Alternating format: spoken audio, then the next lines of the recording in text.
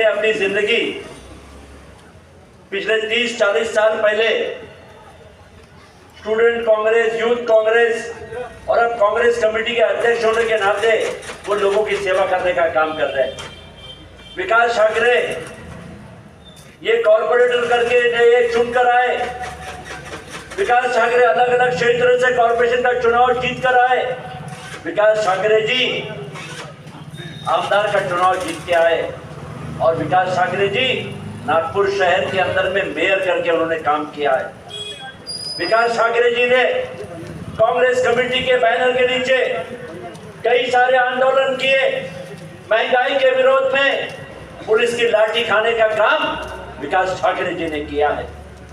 विकास ठाकरे जी ने महंगाई के विरोध में, बेरोजगारी के विरोध में, अन्याय के विरोध में हमेशा संघर्ष करने का काम किया है। और मुझे लगता है विलास मुंतवाल जी, जितने वोट का आपका और विकास ठाकरे जी का जो फर्क था वो आपका रिकॉर्ड तोड़ने वाले हैं और वो नितिन गडकरी जी को हराने वाला एक ऐसा नौजवान है जो 24 घंटे लोगों के लिए अवेलेबल है। आप रात में फोन लगाइए कि पुलिस यहाँ पर आई है और अन्याय हो रहा है, वो रात में, आधी रात में आपके लिए काम करने के लिए तैयार है। एक ऐसा कार्यकर्ता जो 24 घंटे आपके लिए काम करने के लिए तैयार है। एक ऐसा नौजवान जो 24 घंटे आपके लिए खड़ा हुआ है। एक ऐसा नौजवान जो आपके कंधे से कंधा मिलाकर, कदम से कदम मिलाकर आपकी हर लड़ाई में आपके साथ खड़े होने के लिए तैयार है। आज ऐसे नौजवान को हमने मौका देना चाहिए। आपने इसी पश्चिम नागपुर के अंदर में उन्हें आमदार बनकर चुन के दिया और इस बार मैं आपको बताना चाहता हूं माइनॉरिटी के 100% वोट विकास ठाकरे जी को मिलने वाले हैं। हालत है, इसको आप विकास करेंगे। आप चले थे वहां पर अजनी का इंटर मॉडल स्टेशन बनाने के लिए। अजनी का इंटर मॉडल स्टेशन बनाना बहुत अच्छी बात है। मुख्तार साहब नागपुर शहर के खासदार थे, उन्होंने रेलवे मंत्री को लाकर कहा कि अजनी ये स्टेशन मॉडर्नाइज होना चाहिए, वहां इंटर मॉडल स्टेशन बने, बहुत अच्छी बात है। ले लीजिए आप 25 एकड़ जमीन, 40 एकड़ जमीन। गडकरी साहब ने कहा नहीं, मुझे अजनी की 600 एकड़ जमीन चाहिए। क्यों चाहिए आपको 600 एकड़ जमीन? क्यों चाहिए? क्योंकि अपने चेले चपाटों को वहां पर 5 स्टार होटल बनाऊंगा, किसी को स्कीम बनाने दूंगा, कहीं मॉल बनाऊंगा। ये इनका विकास का मॉडल दोस्तों। आज नागपुर शहर में बेरोजगारी का इतना बड़ा प्रॉब्लम है, वहां मियान में उद्योग लाने के लिए, कंपनी लाने के लिए प्रयास नहीं करते। लेकिन कोराडी में जो 2000 मेगावाट वहां पर बिजली बन रही है, जिसके प्रदूषण की वजह से नागपुर अभी कैंसर कैपिटल बन रहा है। आप में से कितने लोगों के परिवारजन आपको मालूम होगा, दोस्त, रिश्तेदार, भाई, कि कैंसर का प्रमाण हमारे नागपुर शहर में बढ़ रहा है। क्यों बढ़ रहा है? क्योंकि कोराडी, खापरखेड़ा, यहां से जो प्रदूषण आ रहा है उसकी वजह से हमारा स्वास्थ्य खराब हो रहा है। वो कोराडी और खापरखेड़ा को नागपुर शहर से दूर ले जाना चाहिए तो नहीं, फडणवीस साहब ने 2 पावर प्लांट, 620 मेगावाट के, 680 मेगावाट के 2 पावर प्लांट और कोराडी में लगा रहे। उससे अपने नागपुर शहर का प्रदूषण बढ़ेगा कि कम होगा? बताइए दोस्तों। तो इससे अपने नागपुर शहर के लोगों का स्वास्थ्य खराब नहीं होगा? इसका विरोध करने के लिए विकास बाबू ठाकरे खुद गए थे कोराडी में, मैं भी उनके साथ गया था। हमने वहां पर जम के विरोध किया कि आप नागपुर के अगली पीढ़ी के स्वास्थ्य के साथ आप खिलवाड़ कर रहे हो, ये गलती आप मत करो। विकास बाबू ने वहां जाके भाषण दिया, उनको कहा कि ये आप बिल्कुल मत करो। वो जन सुनावनी हुई, हमने कहा कि आप नागपुर के साथ एक खिलवाड़ बंद करो, लेकिन इन्होंने सुना नहीं। ये ना फडणवीस ने सुना, ना गडकरी साहब ने सुना। गडकरी साहब को पूछना चाहिए कि ये है आपके विकास का मॉडल? आने वाली पीढ़ी को आप ये प्रदूषण देना चाहते हो? इसलिए दोस्तों, मैं आखिरी में इतना ही कहूंगा, क्योंकि मेरे बाद बोलने वाले वक्ता हैं, मैं इतना ही कहूंगा दोस्तों कि इनका जो विकास है ना, ये केवल लोगों को गुमराह करने वाला विकास है और अपने देश को और शहर को कर्जे में डुबाने वाला विकास है। इनको एक ही काम आता है कि कर्जा लो, बड़े बड़े टेंडर निकालो, उसमें से माल कमाओ और लोगों को बस ऐसे आंखों में झोंक दो कि देखो हमने कितना काम किया। दोस्तों, वो काम नहीं होता। आज गरीबी, बेरोजगारी, इन मुद्दों के ऊपर ये लोग बोलने के लिए तैयार नहीं है। कल यहां पर प्रधानमंत्री मोदी जी आए थे खनान में, उन्होंने एक बात बोली कि बोले आप जो मत देंगे वो इस देश के अगले 2000 साल का क्या होने वाला भविष्य वो तय करेगा। मोदी साहब 2000 साल जाने दो, अगले 2 साल का सोचो। आपने जो कर्जा लिया है ना, 190 लाख करोड़ इस देश के ऊपर कर्जा है, 190 लाख करोड़। और हम जब यूपीए में थे, हमने सिर्फ 40 लाख करोड़ पे, 25-30 लाख करोड़ पे हम लोग थे। 190 लाख करोड़ आज इस देश पे कर्जा है। और हमारे गडकरी साहब भी कोई कम नहीं है। उनका जो मंत्रालय है NHAI, जब यूपीए 2014 में सिर्फ 25,000 करोड़ हमारा कर्जा था, 25,000 करोड़। अभी गडकरी साहब ने 3.5 लाख करोड़ रुपया इतना उनके NHAI पे हो गया। उनके भाषण आप सुनना कभी, पैसे की कोई कमी नहीं है, 50,000 करोड़, 10,000 करोड़, इसको मैंने 1 लाख करोड़ दे दिया। भैया कहां से ला रहे हो पैसा? कर्जा ले रहे हो। और अभी हालत ये है कि वो कर्जा चुका नहीं पा रहे। अगर मैं झूठ बोल रहा हूं तो आपके पास फोन है, गूगल पे देख लेना। अभी कर्जे का जो ब्याज देना पड़ता है, वो ब्याज देने के लिए पैसे नहीं है, तो वो ब्याज को चुकाने के लिए अब NHAI एक बॉन्ड इश्यू कर रही है और लोगों से पैसा ले रही है वो ब्याज चुकाने के लिए 8% पे। इसका मतलब ऐसा आदमी कौन करता है कर्जा चुकाने के लिए? जब आप कर्जा लेते हो तो उसको अपन क्या बोलते हैं? क्या बोलते हैं उसको अपन? कि वो कर्ज बाजारी हो गया है, डिफॉल्टर हो गया है। जब आप ब्याज चुकाने के लिए भी आप ब्याज पे पैसा लेते हो, इसका मतलब आपकी नैया डूबने वाली है। दोस्तों, ये है इनका विकास, ये है इनका विजन।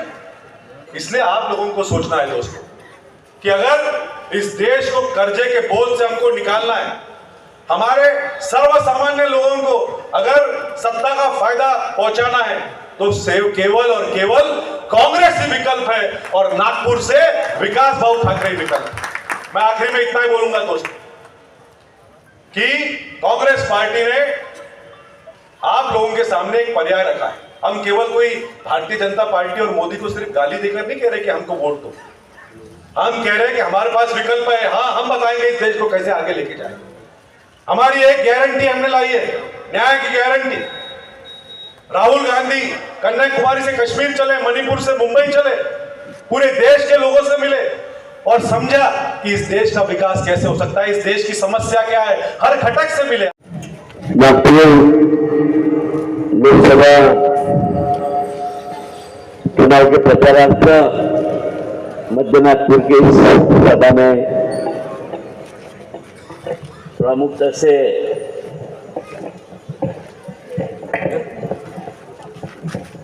से उपस्थित कांग्रेस के ज्येष्ठ नेता,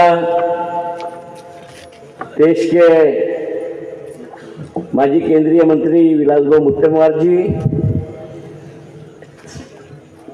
महाराष्ट्र राज्य के माजी कैबिनेट मंत्री भाई अनीस अहमद जी,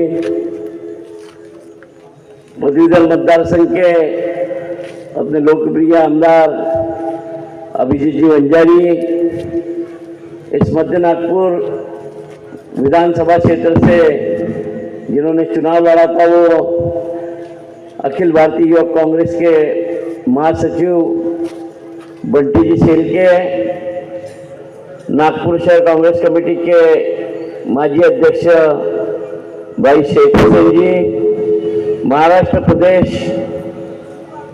सोशल मीडिया सेल के अध्यक्ष विशाल भाऊ मुत्तेमवार जी, मंच पर बैठे हुए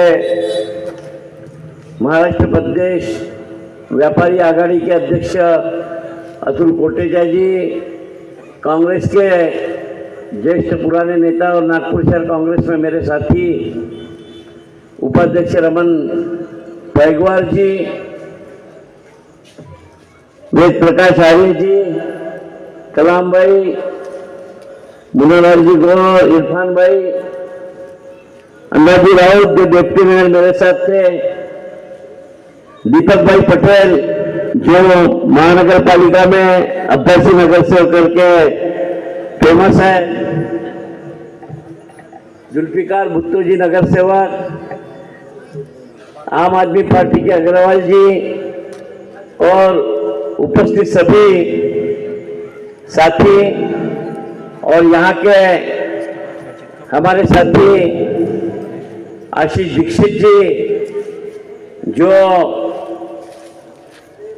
लक्ष्मीकांत जी दीक्षित स्वर्गीय हमारे आदरणीय कांग्रेस के ज्येष्ठ नेता थे, यहाँ के ब्लॉक अध्यक्ष थे और सालों साल से उन्होंने यहाँ कांग्रेस संभाली और उनका सपना, उनका काम अपने हाथ में लेके चलने वाले आशीष दीक्षित जी हमारे साथी और उपस्थित सभी दोस्तों, भाई और बहनों, मित्रों, अभी आपने सभी वक्ताओं से भाषण सुने और मैं कोई आपके ज्यादा कान पकाने वाला नहीं हूं क्योंकि बहुत 2 घंटे से आपने सब सुन रहे हैं, तो आपके भी दिमाग में आ गया होगा कि हमें क्या करना है और क्यों करना है।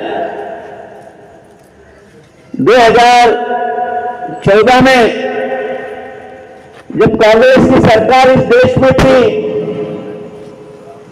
और उस वक्त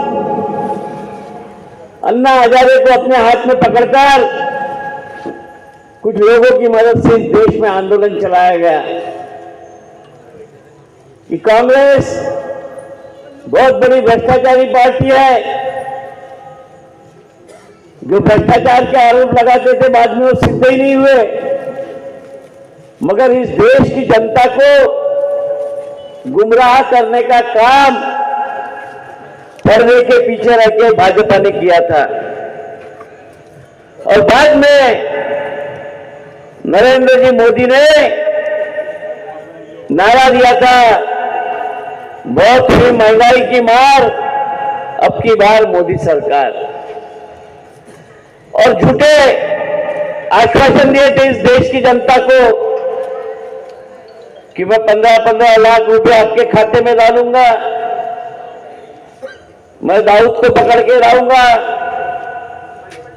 बेरोजगारों को रोजगार दूंगा, किसानों को न्याय दूंगा, आम आदमी की बात करूंगा, ऐसी सारे बोल वचन इस देश की जनता को दिए और इस देश की जनता ने सोचा कि ये बोल रहे सही में है, काला धन लेके आएंगे वापस तो अपने खाते में 15-15 लाख रुपए आ जाएंगे। मगर दोस्तों 10 साल हो गए, एक के खाते में 5 पैसे नहीं है, आए नहीं ना। और जो बहुत ही महंगाई की मार, अब की बार मोदी सरकार का नारा था, तो 2014 से 2024 तक हर चीज के दाम देखिए। गैस सिलेंडर 2014 में कितने का था, पेट्रोल डीजल क्या भाव मिलता था, जो जीवन आवश्यक वस्तु है वो क्या भाव मिलती थी। और मुझे लगता कि इस देश की जनता को ये अब समझ में आ गया कि 10 साल में जिन्होंने जुमलेबाजी करके इस देश का जनता को बहकाया था, वोट लिए थे, झूठे वादे करके 10 साल सत्ता पे आए थे और सत्ता पे आने के बाद इस देश का लोकतंत्र नष्ट करने का काम कर रहे हैं, इस देश की लोकशाही खत्म करने का काम कर रहे हैं। जिस लोकतंत्र में हर मतदाता को मत देने का अधिकार है, परम पूज्य डॉक्टर बाबा साहब आम्बेडकर ने जो संविधान बनाया, वो संविधान के अनुसार सबको वोट देने का अधिकार है। और अब ऐसे दिन आ गए हैं कि इनके नेता, मैं नहीं बोल रहा हूं, अभी कल वो मोदी जी की सभा में इनका कोई बड़ा नेता बोला कि विरोधी पक्ष वाले बताना चाहते हैं कि हम संविधान नष्ट। अरे बाबा, हम नहीं बोल रहे, तुम्हारा केंद्रीय मंत्री हेगड़े बोल रहा कि अब की बार 400 पार करेंगे तो संविधान बदलेंगे। बोला है ना उसने, उसकी क्लिपिंग है। ये मैं मेरे दिल की बात नहीं बोल रहा। जो कल रामटेक की सभा में उन्होंने बोला कि विरोधी पक्ष वाले बोल रहे हैं। अरे भैया, हमारे को विरोधी पक्षों को बोलने के पहले उस हेगड़े को तो कुछ तो भी सजा देना था, तूने क्यों कैसे बोला? अब वो हेगड़े छोड़ो, इनकी मिर्जा करके एक उम्मीदवार है, अभी लोकसभा में खड़ी है, उसका भाषण वायरल हुआ। जो लोकसभा में अभी चुनाव में वोट मांग रही है, वो बोल रही है संविधान बदलने के लिए, और ये रामटेक में आके गुरुजी बोल रहे हैं कि अपोजिशन वाले। अरे कुछ सुनो तो भैया जरा, ये देश की जनता आज छोटा भी आदमियों का वीडियो देखता है बराबर अपने व्हाट्सएप में, उसको समझता है विरोधक बोल रहा है या मेरे पार्टी का आदमी बोल रहा है। तो मुझे लगता है इस देश की जनता के दिल में डर महसूस हो गया है, कहीं हमारा यह वोट का अधिकार तो नहीं छीना जाएगा, इस देश से लोकतंत्र तो नष्ट नहीं होगा। इस देश की जनता में ये विचार चल रहा है दोस्तों। और वो क्यों चल रहा है कि 10 साल सत्ता चलाते हुए नरेंद्र मोदी और उनके सरकार ने जो कारनामे किए, इस लोकशाही में, लोकतंत्र में विरोधी पक्ष तगड़ा होना चाहिए। सत्ताधारी पक्ष आम आदमी के खिलाफ कोई निर्णय लेता है, किसानों के खिलाफ हो, व्यापारियों के खिलाफ हो, नौकरी पेशे वाले आदमी के खिलाफ हो, मजदूरों के खिलाफ हो, तो उसके खिलाफ बोलने के लिए अपोजिशन तगड़ा होना चाहिए। मगर इन्हें मालूम है कि अपोजिशन तगड़ा रहेगा तो हम अडानी, अंबानी, लखानी के फायदे की बातें नहीं कर सकेंगे। इसलिए इन्होंने अपोजिशन को खत्म करने का मंसूबा अपने दिल में रखा है दोस्तों। और आपने देखा होगा कि सभी पार्टी के बड़े बड़े नेताओं को ईडी, सीबीआई, इनकम टैक्स की नोटिस भेजेंगे। नोटिस भेजने के बाद उन्हें प्रस्ताव देंगे कि भैया अब तुम हमारे पार्टी में आ जाओ, नहीं तो जेल में चले जाओ। तो कोई कोई नेता इनके वॉशिंग मशीन में कमल डिटर्जेंट पाउडर देने के बाद धुलाई करके पवित्र हो गए और इनके पार्टी में जाके पद ले लिया, और कोई कोई जेल में चले गए।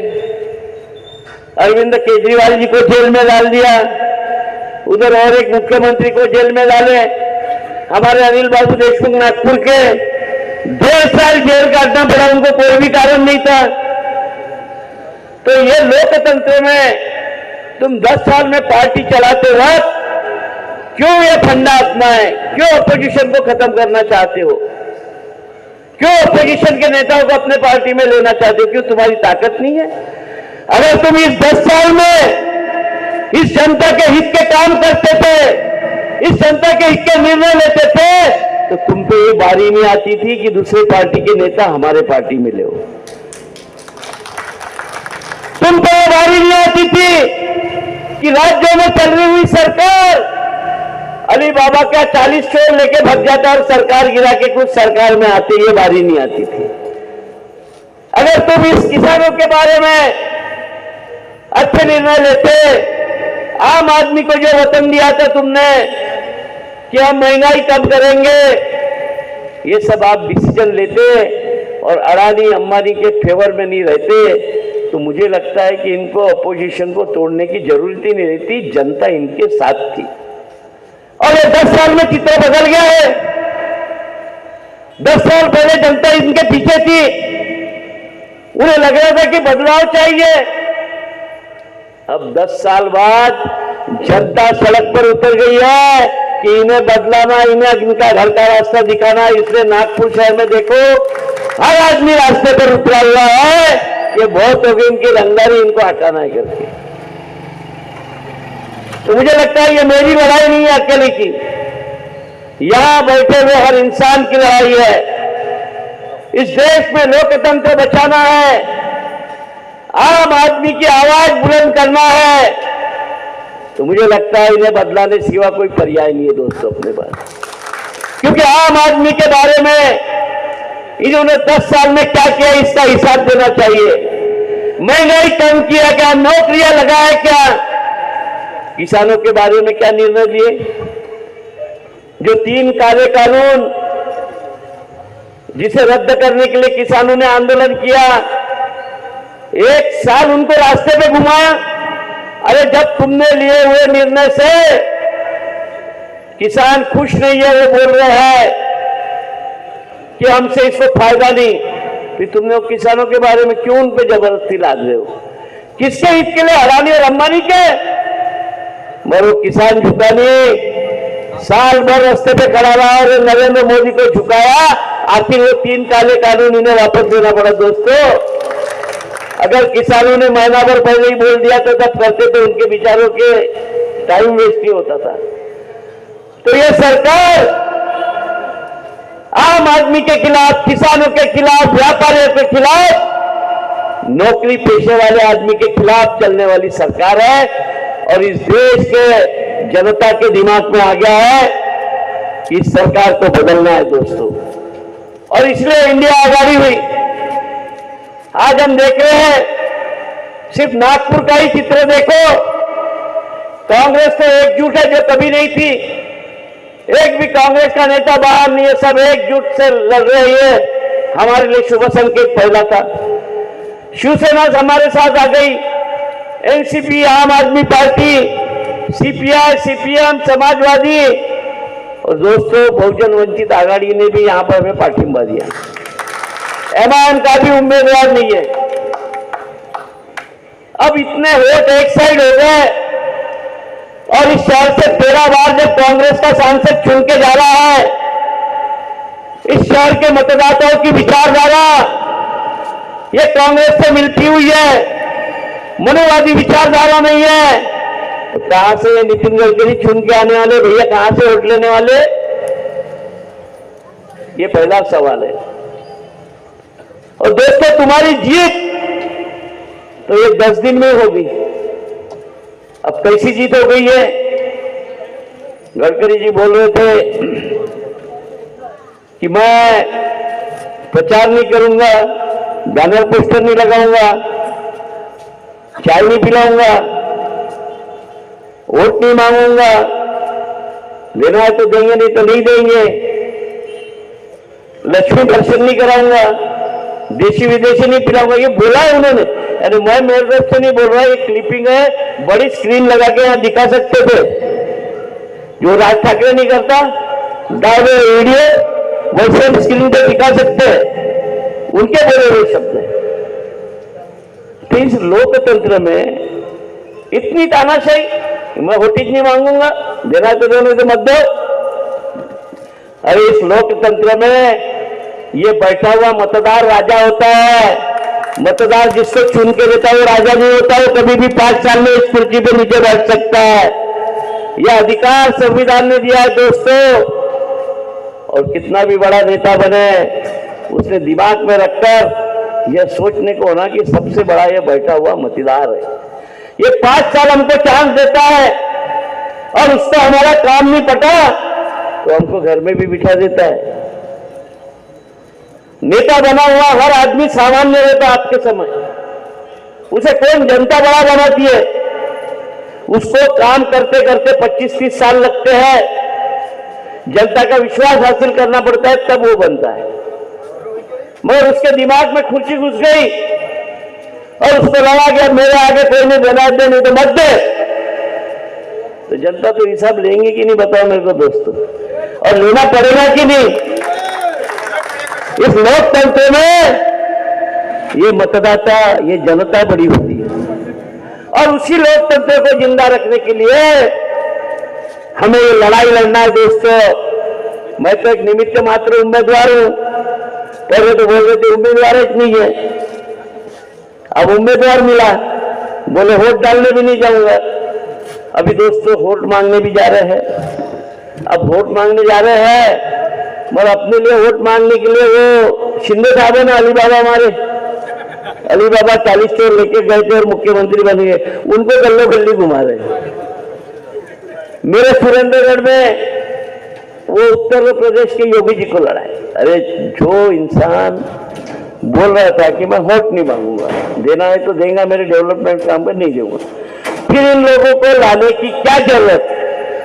इस शहर के जनता ने उन्हें भी रास्ते पे उतारा और उनके सब नेताओं को भी रास्ते पे उतारा। अभी पता नहीं 8 दिन में और कहां के लोग लाते हैं वोट मांगने के लिए।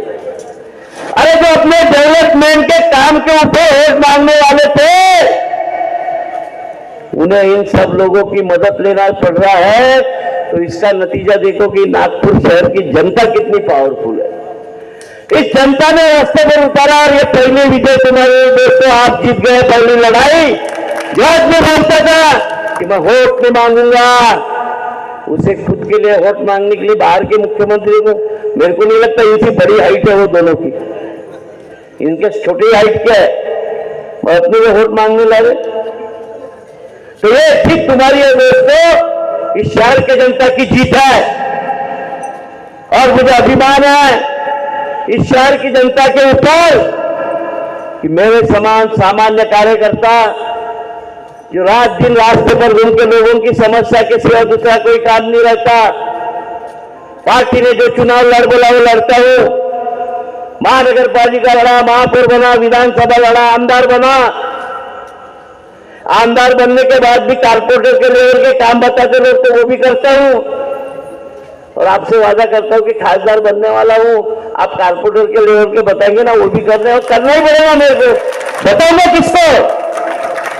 अरे भैया यहां बैठे हुए अपन लोग हैं, 3 वोट डालने का अधिकार आपको है। एक नगर सेवक को डालते हैं, एक आमदार को डालते हैं, एक खासदार को डालते हैं। इसका कोई मापदंड है क्या? इसका वोल्टेज कम है, इसका ज्यादा है? नहीं है ना। फिर यहां बैठे हुए आम आदमी को अगर कभी दिक्कत पड़े तो उसने हक से किसी को भी आमदार है, खासदार है, नगर से कोई उसको फोन लगाना चाहिए कि भैया मेरी ये परेशानी है। और उससे काम, मैं जनप्रतिनिधि हूं, मैं फिर काय का लोकसभा का मिलूंगा या विधानसभा का, तो उससे वो काम करना चाहिए।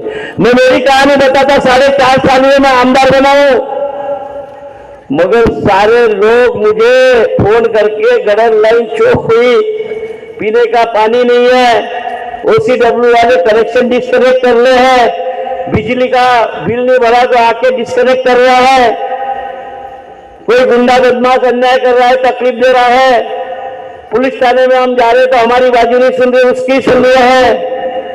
रात बेरात कभी भी आदमी फोन करता है और उस समय उसकी मदद ना करे तो मैं लोकसभा का खासदार हूं, विधानसभा का आमदार हूं या कारपोरेटर, तो मैं क्या काम का दोस्तों, उसके लिए मैं इजीली अवेलेबल रहना चाहिए। लोग मेरे पास आने को है ना, उनमें ये विश्वास है ना कि इस आदमी के पास जाऊंगा तो अच्छे से बात करेगा, मेरे साथ चलेगा, इस आदमी को मैं फोन करूंगा तो मेरा फोन उठाएगा, नहीं उठाया तो आधे घंटे बाद पलट के मेरे को करेगा। इतना विश्वास जनता के दिल में होना। और मैं आपको विश्वास दिलाना चाहता हूं कि दोस्तों, आप आपका कीमती वोट देकर मुझे लोकसभा में भाजने वाले हो, मगर लोकसभा में जाने के बाद भी सड़क पे रहूंगा और तुम्हारे काम करते रहूंगा, जनता के बीच में रहूंगा, हाई प्रोफाइल नहीं बनूंगा, जो अभी है ना वही लेवल में रहूंगा, मगर विकास के काम भी करूंगा। अब भैया कारपोरेशन में चुन के जाएंगे तो महानगर पालिका के माध्यम से जो काम करना है वो काम करेंगे। अब मैं विधानसभा में चुन के गया हूं तो मेरा पश्चिम नागपुर नहीं, नागपुर शहर का कहीं का भी प्रश्न हो वो लेकर अपनी आवाज बुलंद करता हूं और जनता को न्याय दिलाने की कोशिश करता हूं। और राज्य शासन के माध्यम से जो जो योजनाएं रहती है वो लाने का काम करता हूं। अब तुम कोई लोकसभा के नुमाइंदे को चुना कर अगर लोकसभा में भेजेंगे तो वो कोई काम करेगा तो जनता का एहसान उसके ऊपर है, उन्होंने वहां भेजा, उसका थोड़ी ना एहसान रहेगा। अरे तुमको जहां भेजा है वहां फंड मिल रहा है, जो बने तो काम करना ही पड़ेगा, नहीं तो बताइए किसको। तो मुझे लगता है कि इस लोकतंत्र में जिस जगह पर हमें चुन के भेजते हैं, वहां से हमारे शहर की जनता के लिए, वहां से हमारे शहर का डेवलपमेंट कैसा हो, इसके लिए काम करना ये जनप्रतिनिधि की जिम्मेदारी होती है। आज विकास की बात करते हैं, क्या सिर्फ 10 साल में ही विकास हुआ? मैं आपको बताना चाहूंगा कि 2000 में जब मुख्यमंत्री विलासराव जी देशमुख थे, विलासराव केंद्रीय मंत्री थे, हमारे अमीर अहमद साहब पेशवर मंत्री,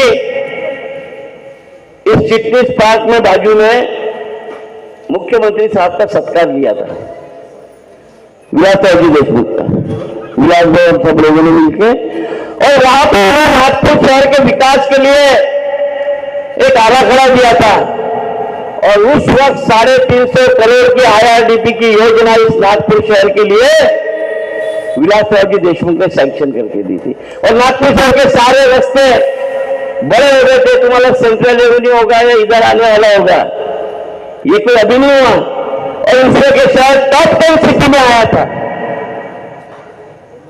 विलासराव खासदार थे, महानगर पालिका में हमारी सरकार नहीं थी, मगर जयपाल जी रेड्डी को लाके 350 स्टार बसेस उन्होंने यहां नागपुर वासियों के लिए दिला दी।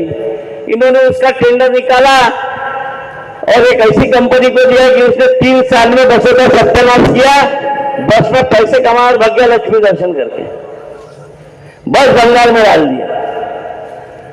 जवाहरलाल नेहरू पुनरुत्थान योजना के अंतर्गत करोड़ों रुपए का निधि तब मुख्यमंत्री साहब ने लाया इस शहर में, यहाँ की पानी की line, gutter line, sewage treatment plant, सबके लिए पैसा मिला। 2000 करोड़ रुपए तक मिले थे। अब ये बोलते मिहान, ये बोलते मेट्रो, क्या ये 10 साल में हुआ? आते बराबर जादू की छड़ी बनाई और हो गया? अरे भैया, इसके लिए 2004 से जब खासदार विलासराव मुक्तेमोहन साहब थे, वहां का एक एक पत्र और सभी भी पुरावे के साथ अगर आके कोई बोले तो इसके ऊपर बहस कर देंगे। ये पूरा क्रेडिट मियान और मेट्रो का विलासराव का था। सरकार बदल गई, बना हुआ मिल गया ऐसा, तो बोले हमने 10 साल में सब, ये तो आजादी भी 10 साल में मिल गई, इसी बताने का हम नहीं करेंगे आने वाली पीढ़ी को। कांग्रेस ने कुछ नहीं किया बोलेंगे। तो मुझे लगता है कि ये सब बातें जनता को समझ गई है। जो विकास की बात करके इस शहर को, जनता को गुमराह करना चाहते हैं। अभी लोकसभा का चुनाव है, मैं गाड़ी से भी घूमता हूं, गली कुछ दिखा तो पैदल भी लोगों को मिलने जाता,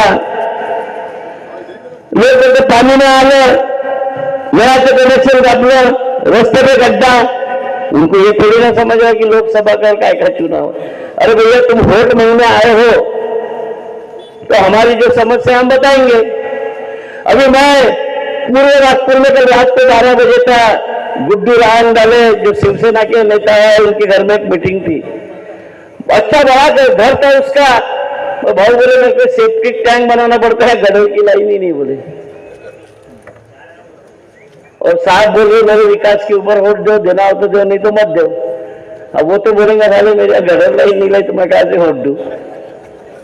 तो मुझे लगता है इस शहर के जनता को क्या होना बेसिक, यहाँ के आम आदमी को क्या होना, यहाँ के आम आदमी को रोजमर्रा के जिंदगी में जो सुविधा हम देने को होना वो दे पा रहे हैं क्या? हमने पानी का बिल बढ़ाया है क्या? हमने बिजली का बिल बढ़ाया है क्या? अभी 10 अप्रैल से फिर बढ़ गया बोलते। हमने मकान का टैक्स बढ़ाया है क्या?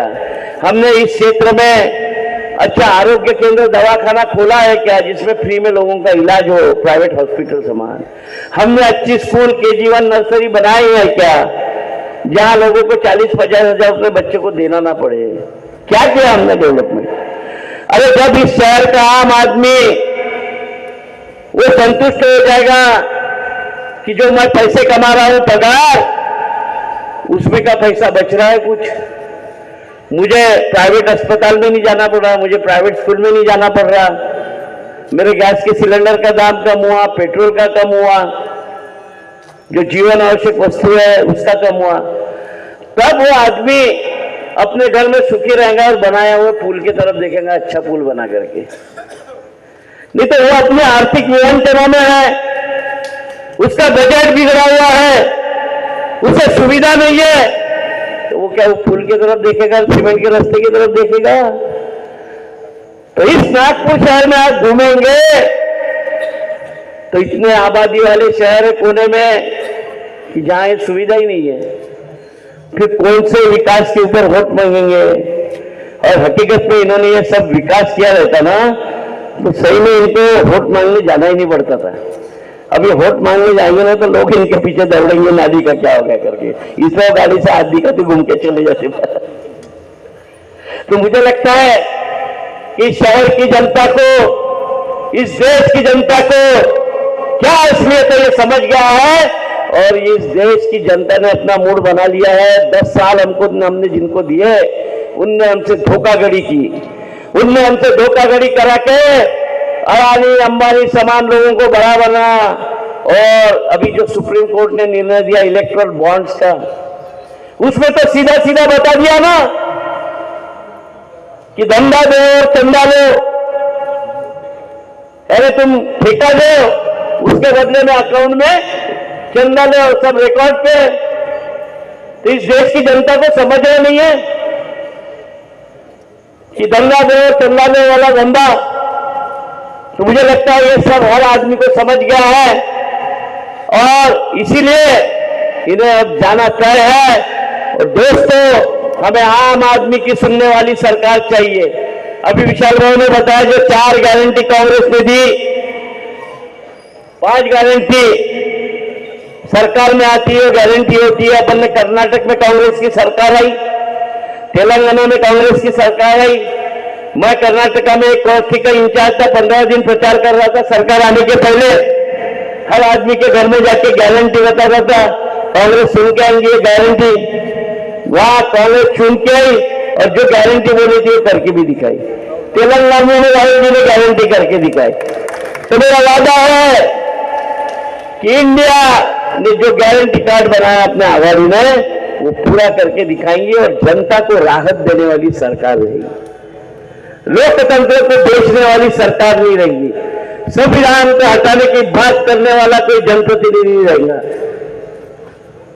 और संविधान की रक्षा करने वाला, आपको मालूम होगा जब एक बार संविधान हटाने की बात हुई थी तो सोनिया जी गांधी ने यहां संविधान बचाओ रैली कस्तूरचंद पार्क में ली थी, याद है कि नहीं आपको? और संविधान बचाने के लिए एल्गार पुकारा था। इस देश में किसी की हम हिम्मत नहीं है बाबा साहब आंबेडकर जी ने जो संविधान बनाया उसको हाथ लगाने की।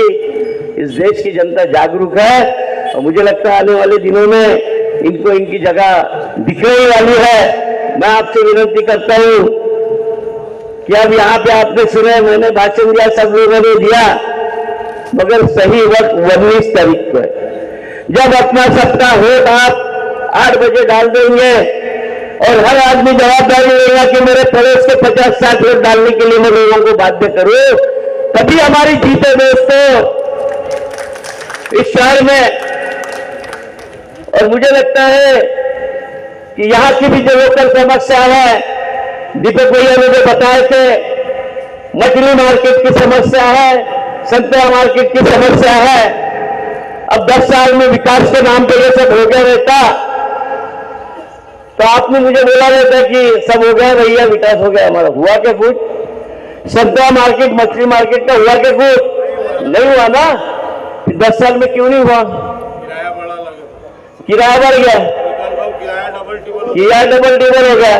तो मुझे लगता है कि हर क्षेत्र में व्यापारी होगा, उसका छोटे व्यापारी किराया डबल टिबल कराएंगे, फुटपाथ का व्यापारी उसको भगाएंगे। पहले टैक्स लगता था, अब किराया लग रहा है।